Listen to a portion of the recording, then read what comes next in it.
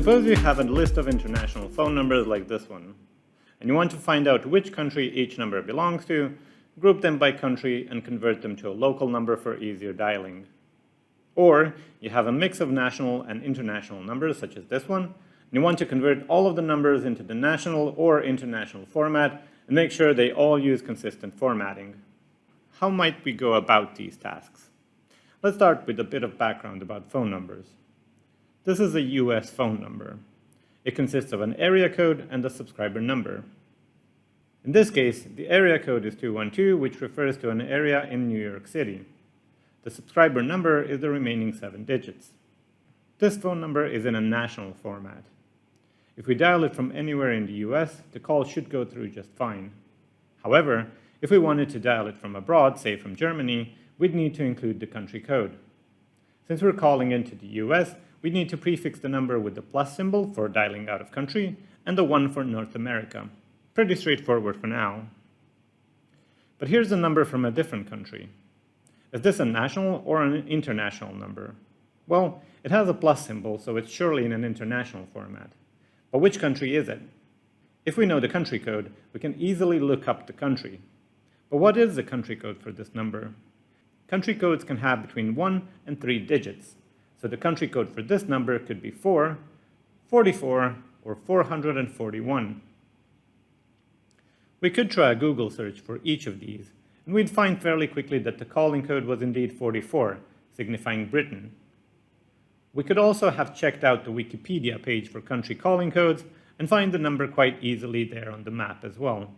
Okay, so now we know that 44 is the country code. Could we assume that the rest of the number is a national number that we could dial from inside the UK? Actually, no.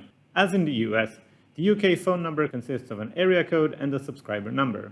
However, in the UK, as well as in many other countries, especially in Europe, you have to dial a 0 before dialing a national number. So the national phone number would actually look like this. The 0 we prepended is called the trunk prefix. To translate the national number back into the international format, we'd need to remove the trunk prefix and add back the plus symbol and the country code. Different countries have different rules for the trunk prefix.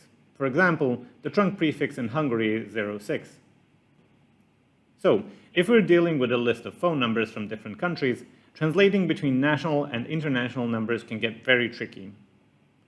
On top of these rules, there are also different ways of writing down a phone number. A phone number can have up to 15 digits. So to make them more readable, it's usually a good idea to separate the digits into groups. In the US, usually the area code is enclosed in parentheses, and the subscriber number is broken up into 2 groups consisting of 3 and 4 digits. However, different countries use different conventions. On top of that, there are also personal preferences. Dashes, dots, hyphens, and spaces are all commonly used as separators.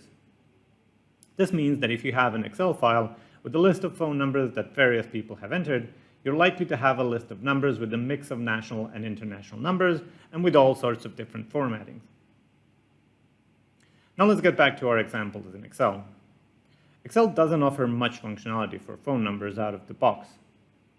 You can format a number as a US national phone number, but if you need any other country or formatting or an international number, this approach won't work. To overcome this, I've made a small extension for Excel called Windy.Phone that adds many useful functions for handling phone numbers. Let me show you what it can do. So, with our list of international numbers, the first question we might want to answer is if the phone numbers look valid or not. We can use the isValidNumber function for this. If the number is a national number, we can supply a default region code.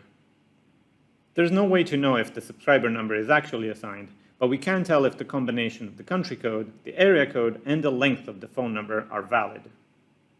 Next, we might want to extract the country code from all of the numbers that are in the international format.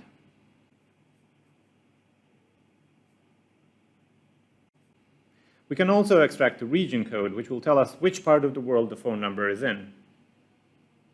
Next, let's convert all of the phone numbers into the national form so they're easier to dial when calling locally.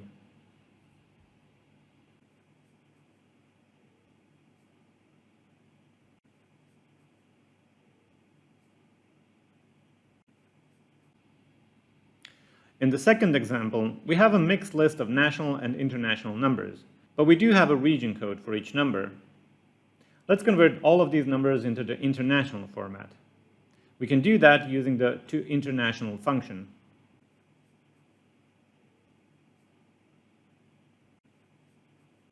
Alternatively, we can use the format function to convert the numbers to one of the 4 standard formats.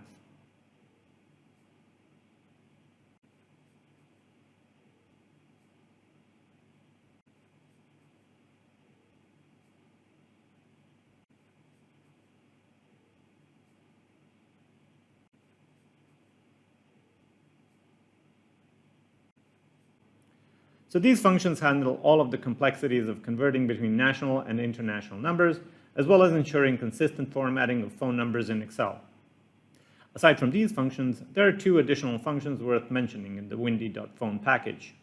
The find numbers function reads through a block of text and extracts phone numbers from it.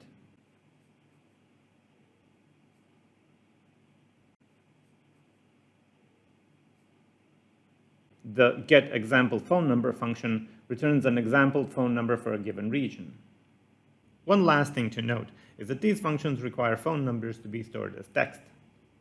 To prevent Excel from treating the phone numbers as a numeric value or a formula, either prefix the value with a single quote or format the cells as text before entering the phone numbers.